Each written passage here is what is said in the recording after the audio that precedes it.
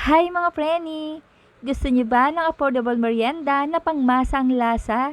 Halina kayo at baka ito na ang hinahanap nyo. 15 pesos na toge ay sapat na pero panalo ang lasa. Nasasamahan pa natin ng masarap na timpla ng sarsa. And this is Fanny from Fanny's Cookery. 1/2 kilogram na toge ito. Hugasang mabuti at i-drain well. Set aside.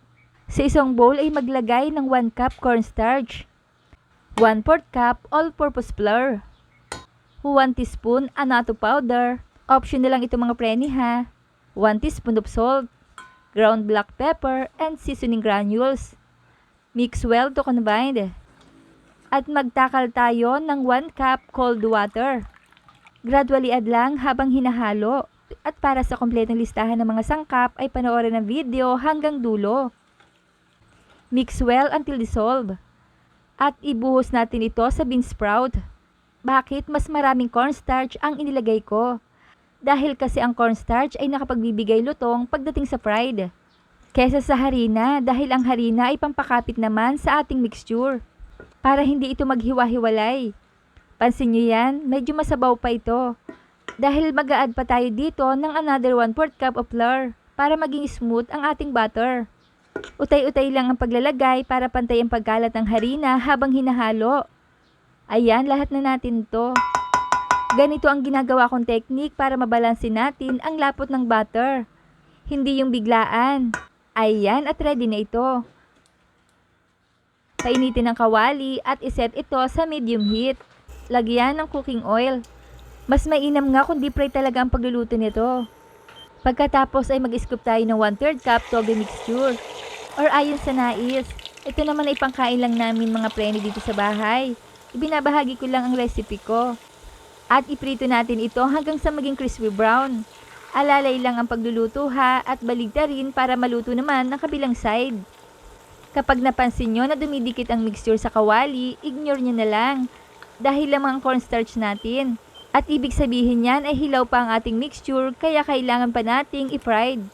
Hanguin at ilagay sa colander or anything na pwedeng tumulo ang excess oil. At isalang natin ang iba pa. Napakadali lang ng proseso, di ba?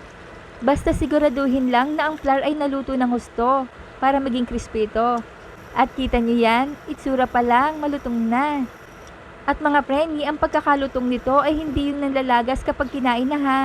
Iba ito, buo pa din at hindi makalat kainin. At para sa sauce, combine 1 cup of vinegar, 1/4 cup drinking water. Isunod na ang chilies, onion, 1 tablespoon of sugar any color, spring onions, ground black pepper, and salt. I-mix well natin until combined. At kapag ganitong sauce ang ginaya nyo, panalo ito. At huwag nyo nang lagyan ng sili kung may batang kakain. Isali na natin ang sauce dito na talagang best partner ng ating okay toge. May sample idea pa tayo na pwedeng lagayan na pang business. At kung nakaabot kayo sa punto ng bidyong ito ay mga tagasa naman kaya ang nakapanood ng video kong ito. Hello po sa inyo at maraming salamat. Ayan, at isasabay ko na kayo sa pagtikim. Lagyan natin ng sauce. Mas babad, mas masarap. At sana'y nagustuhan nyo ang sariling recipe ko na ibinahagi sa inyo na talaga namang swak na abot kaya at panalo pa ang lasa. Pwedeng ulam at pwedeng pang merienda. Wow, ang ganda! Nag-crave na ba kayo? Try na! Kaya i-like, i-share at i-follow nyo na ako para updated kayo sa mga reseping ibabahagi ko pa. Huwag kalimutan, cook with love. Thanks for watching. Bye-bye!